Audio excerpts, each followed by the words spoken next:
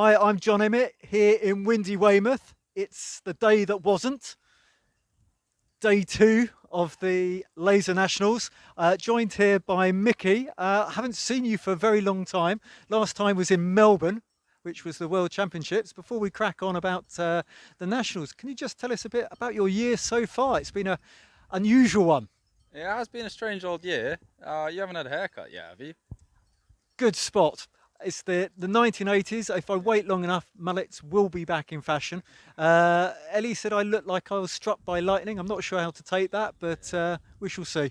Maybe in the mornings. Anyway, yes, this year started off very quickly. I was in Australia, in Melbourne, in January and February, which was a lot of fun and a lot of pressure, and did the World Championships there.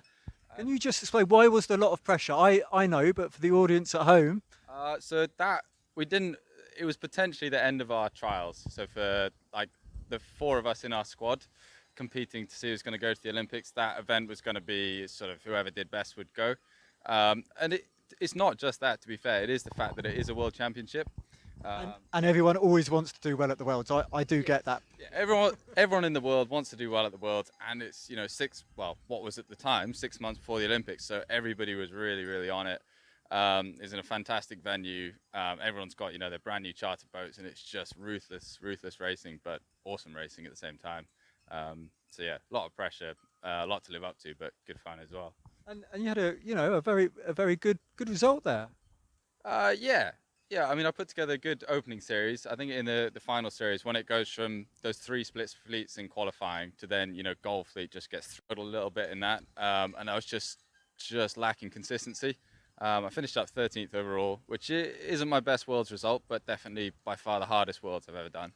And I think it is the hardest world always in the 4 year cycle. The one which is effectively the Olympic year, because people are either qualifying for the games or they're trying to peak.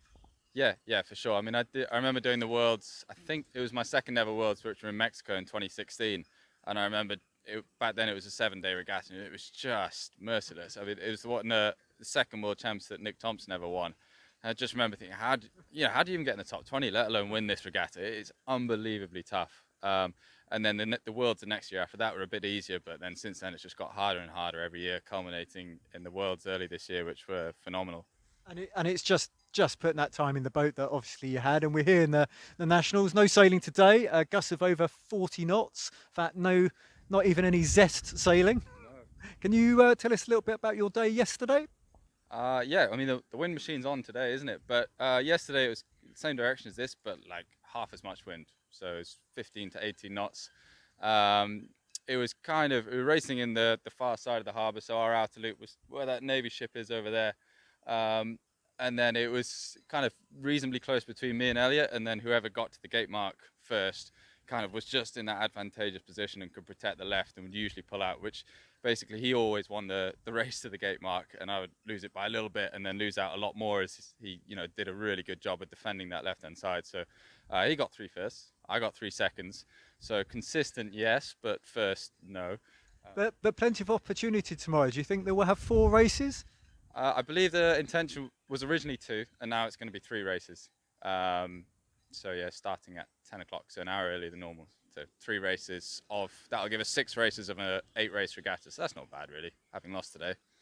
And you're coming from a position of you were one of the new guys to the fleet a little while ago. You're now one of the most experienced guys in the fleet. What is your top tips for those people who were perhaps where you were 5 years ago?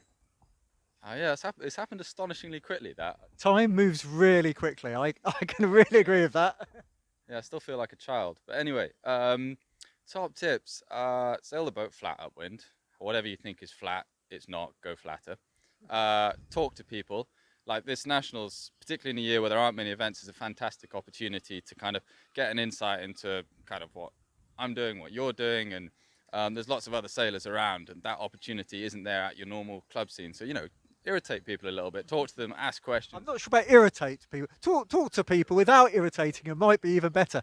Structure your questions carefully. But anyway, and like observe, look around, like how are other people sailing? How are they doing it better? Why did someone ask questions, be a bit inquisitive, and then you kind of get to the bottom of everything quite quickly. And it'll just ramp up the speed at which you can get better, and just don't give up.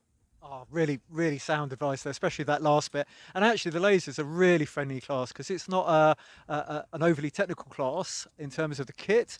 There isn't, the secrets, so people were very happy to share. So, best of luck tomorrow. Thank you very much for your time, Mickey. Cool. Thanks, John. Cheers.